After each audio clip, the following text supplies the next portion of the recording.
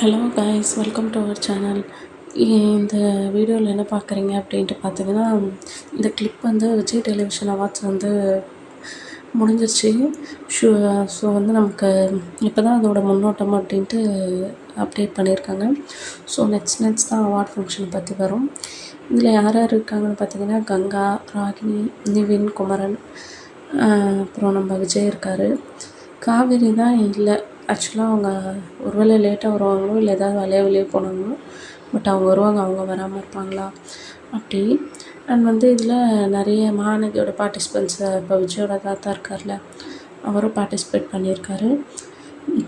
And வந்து best hero award வந்து இந்த டைம் வந்து சுவாமிக்கு கிடைக்குதா இல்லை ஐயனார் துணையில் ஆக்ட் பண்ணுறாரு சீரியலில் அவருக்கு கிடைக்குதா அப்படின்ட்டு தெரியல. ஸோ அப்கமிங் நம்ம பார்க்கலாம்.